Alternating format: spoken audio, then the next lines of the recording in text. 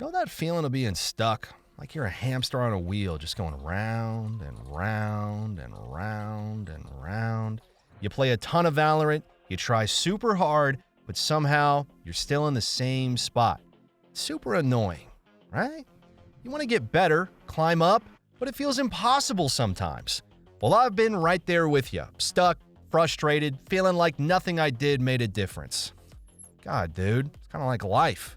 I watched countless guides, aim tutorials, agent guides, VOD reviews, but nothing really seemed to help at all. It honestly felt like there was just one thing that was missing from these videos. They'd give me tips, but they wouldn't really tell me how to actually apply them in-game.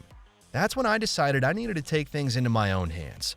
I took all the tips that I learned from these videos, and I compiled them into 3 rules that I would follow every single game to help me rank up. These weren't just tricks that I would only be able to use once a game, like a silly lineup or some sort of trap setup. No, there were rules that could be applied every single round of every single game. These 3 rules changed everything for me. They took me from feeling stuck to climbing up the ranks, all the way to hitting my peak in Immortal 3. And today, I'm going to be sharing my rules with you so you too can break that endless loop and start climbing like I did. They're straightforward, they make sense, and they can really help you get better and climb. So starting out with rule number 1, there's something that you need to understand. Rounds in Valorant are played out in a very interesting way.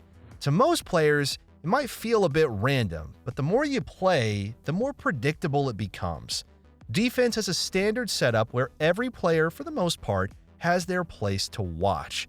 Throughout the round, though, players on both sides are going to listen and react to what the other team is doing. If we look at defense on Ascent, for example, a standard setup is going to look like this. One on A side as an anchor, a player on Catwalk, another player top mid, one player in Market, and a B side anchor. So let's say, for instance, the attacker pushes up into Market and they kill your teammate. From this point, the defense as a whole just got a whole lot weaker. Players are going to be pulled in that direction to fill in the gaps, stretching their team a little bit thinner. It's a very fluid movement from defense, and it's how defense is generally played even when it's not being thought about. This means when you're playing defense or attackers, you have to keep this type of player rotation in mind. This is what we call the rubber band rule. Don't think of teams as individual players, think of teams as a whole unit, all connected by a rubber band. When one player dies or takes contact, the rest of the team will start to get pulled in that direction. And on attack, this can help you determine where the enemy is actually weak. Your goal is to figure out where the rubber band is being stretched thin and attack that point.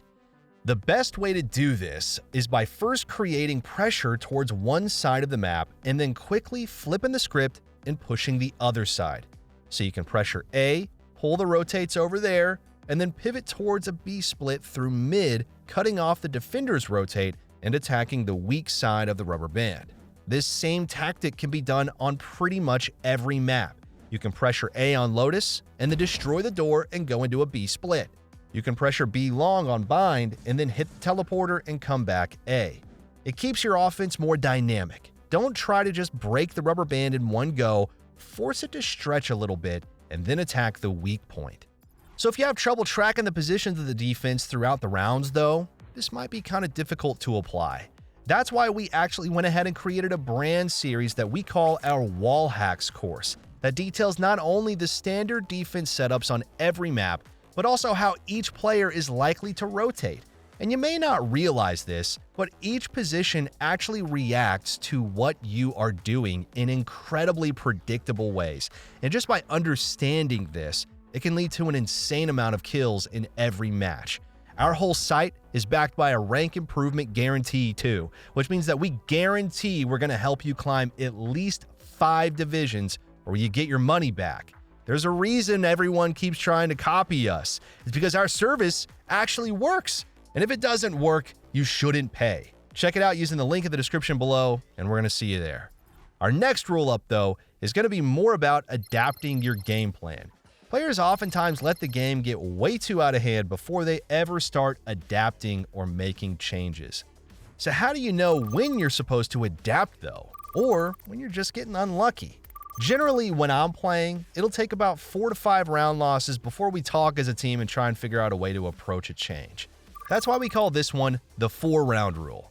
If you lose 4 rounds in a row, talk with your team and change something up. Maybe move a sentinel around or craft some sort of push with your teammates. It's really simple, to be honest, but it works wonders, and it'll help you come back from the matches where your team is just popping surrender votes all the time. It's important that when you realize the enemy team has momentum, be it in the first 5 rounds or just at any given point, you try and adjust to shut it down.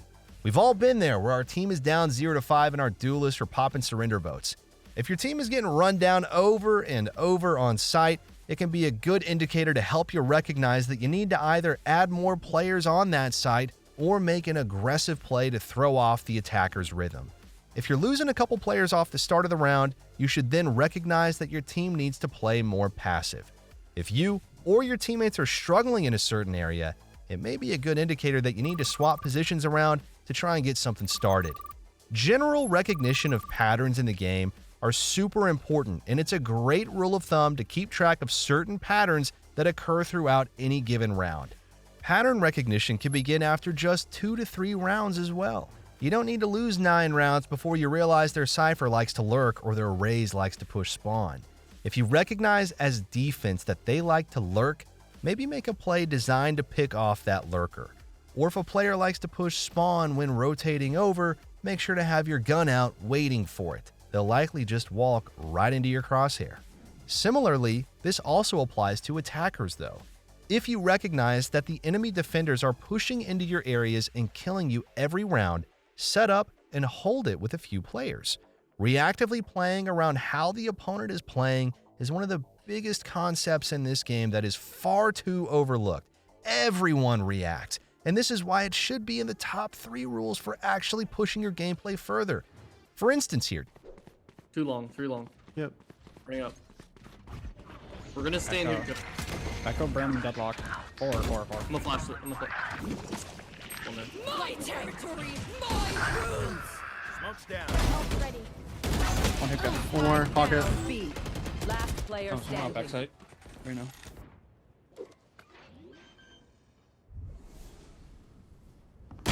Spike planted. You still op on your team? Not really, no. Bazooka.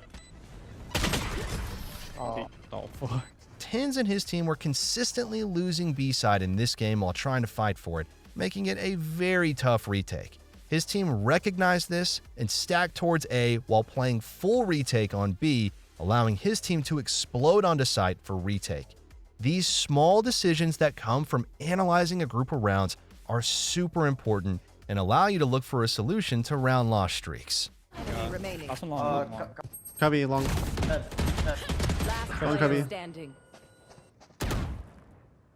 Good job.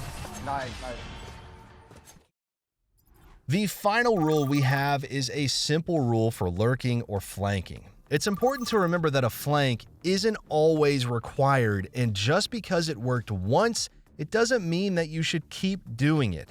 On defense, the goal of your flank is to get into the opponent's backline and grab a ton of space for your team. Once you're in the backline, it'll heavily complicate the round for them, which is exactly why it's normally going to be difficult to pull off a flank every round. If you're constantly getting in their backline, eventually they're going to dedicate a player specifically to shutting you down. This is actually really good though, because if someone's trying to shut down your flank, that means that if you don't flank that time, you're just wasting that person's time. A general rule of thumb for you is that if you're able to get a flank off successfully 1 or 2 rounds through a match, take a break from flanking, as the enemy team is likely going to be looking out for that flank in the future. The power of flanking comes from winning one huge round and cementing in the enemy's mind that you like to flank. Eventually, after you've wasted that person's time for a few rounds, they're likely going to let their guard down again, and then you can strike again. I see players far too often just run it down on flank every single round, and then they get punished consistently because they did it twice and it worked. You have to keep in mind, flanking can be super dangerous because there's dozens of angles in the attacker's spawn that a player can be ratting in. At some point, there's just too many angles to clear and it becomes more of a gamble than anything. Flanks are good for pressure and we're not denying that, and good for winning rounds, but are best when staggered and unexpected. The easier you are to predict, the higher chance you lose on your flank, but obviously stagger your flanks reactively. If the enemy team never adjusts, then you shouldn't either, honestly. Nats expertly employs great lurking prowess in his games. Trick shot. I'm gonna need res. Cage trigger. KJ on side. Cage trigger. One enemy remaining. You guys res me? Okay, then. 3. Take what's useful. Okay, ciao, bye-bye. In this round, we can see Nats pushing up mid to cut off rotations as his team presses onto A site. He kills Sova, then proceeds to push into heaven to pinch the enemy team while they retake. At this point, Nats knows that the enemy team is going to be hyper aware of his lurk, so he opts to go with his team for a couple rounds in hopes that they forget about him. Smoke city again. Astra City. Okay, Jet on Cypher. I can flash One for you. enemy remaining. Full flash in city. In the smoke spawn, in the smoke City spawn. left. Fast forward a couple rounds, and we can see him push up into spawn to get a forward position on rotations. He kills Jet, who is completely unaware of him, and makes it a 2v1 for his team. Nats employs a type of lurking where instead of pushing through every round, he staggers it. He will lurk one round, wait 1 to 3 rounds, and perform his lurk again. This will add some pressure in between the rounds he's not lurking, and hopefully after those few rounds, he'll have another opportunity after the enemy team becomes complacent to the way he's playing. This is a very important concept for lurkers to keep in mind. All right, though, guys, before we wrap this up, let's tell you a little bit more about SkillCapped. So we offer a 5-division rank up guarantee, and we think that's a pretty crazy thing to offer. But not us, because we've offered this for years because our service really does work. It works so well, in fact, that we're able to produce by far the largest catalog of premium Valorant guides on the internet. We add new courses every month with over 1,000 guides curated into over 50 courses. No one can compare. We also have a direct line of communication with subscribers in our Discord so that you can get connected immediately to some of the best players in the game who will respond to every question you ask. Sign up today for as little as $6.99 a month if you're serious about improving your game. So that's going to be all for this one today, everyone. Thank you so much for watching, and we'll catch you in the next one.